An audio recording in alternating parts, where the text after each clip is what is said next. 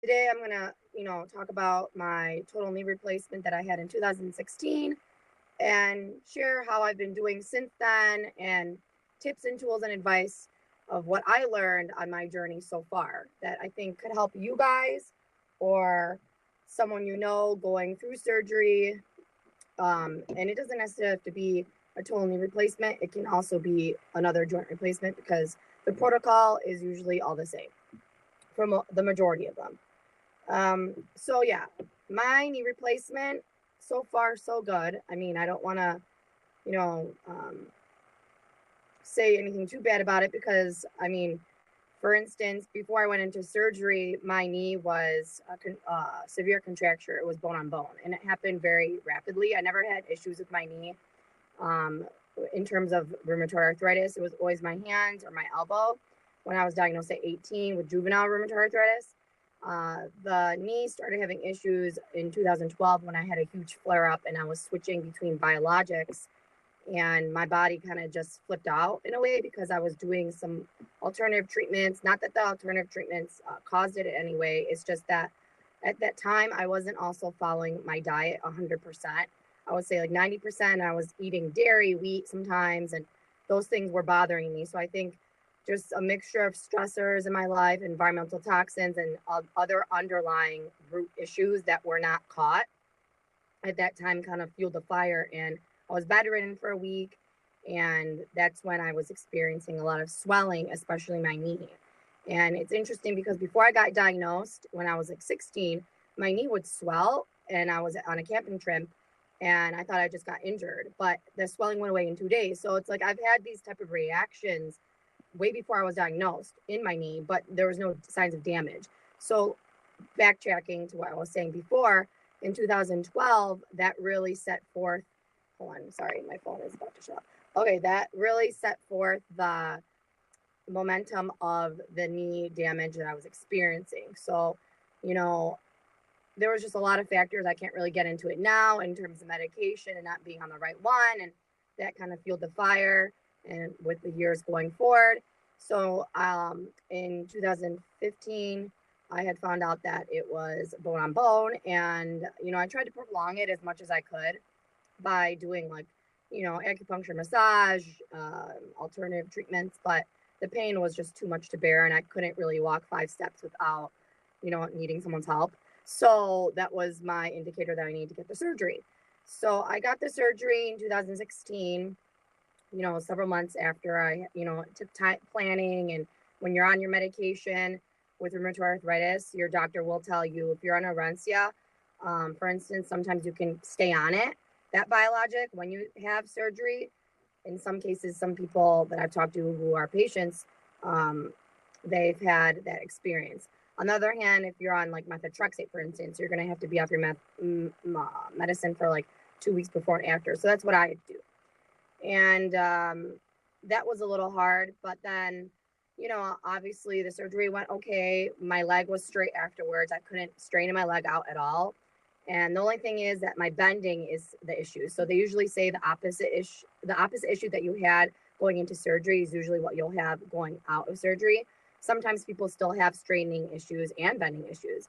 Luckily, I was able to keep my extension. And right now, it's just I built up a lot of scar tissue because when you're younger and you have surgery, you tend to build up scar very fast. So I had, the inflammation from the surgery, the inflammation from the disease, and whatever other trauma was going on working against me. So, when you're younger, like I said, you build up scar tissue automatically compared to someone who is 60 or 70. They will not build up scar tissue as fast.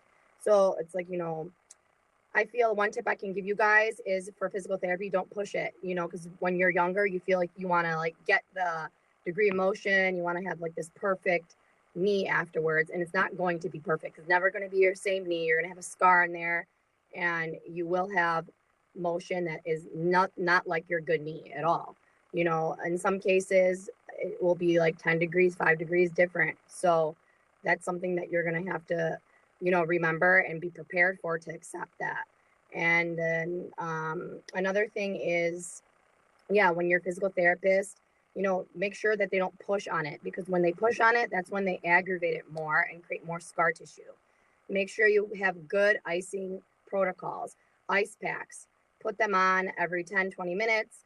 You know, your doctor will and your physical therapist will direct you. I'm not a medical professional, but I can just state from my experience what they've told me. And then also, yeah, make sure you have an ice machine. If you want an ice machine, you can get one. Some people just use ice packs, they don't care. And yeah, I mean, just do your research beforehand. Don't be scared. And there's a lot of tools out there. You know, if you don't want to use a CPM, look into the X10 therapy. That's a new machine that's coming up that has helped a lot of people who have not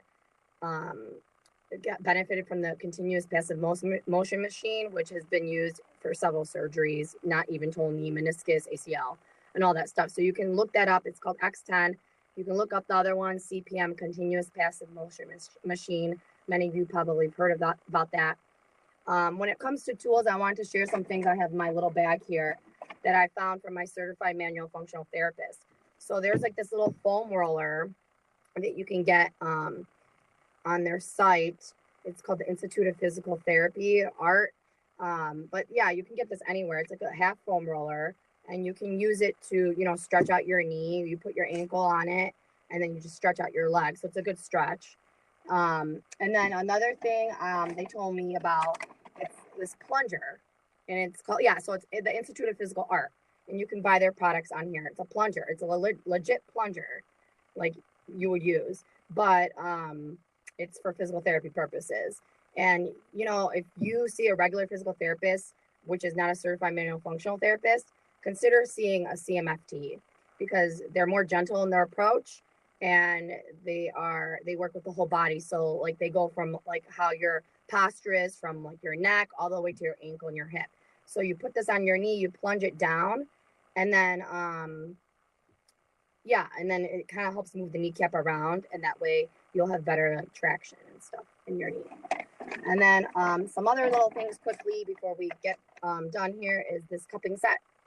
It's called Lure Edge, and they're really cute. Like, I know they have like some Chinese ones, but these are like more portable. You can see like right here, it's more portable. It's like a little thing, and you can bring it anywhere with you. So this is what it's called, Lure Edge. It's really good for like releasing muscle tension. Another thing, I might run out of time, but another thing is this stretch out strap. It's like this green strap. It's really, really good for different stretches. And then some other things are that can help your scar afterwards is this organo silica gel. Silica is really good for collagen and like just scars in general. So this is something really good. But yeah, we're out of time. It's been 10 minutes. Hope those tips helped you guys. If anyone's left comments, I can't see them. I'll answer later. Thanks. Bye.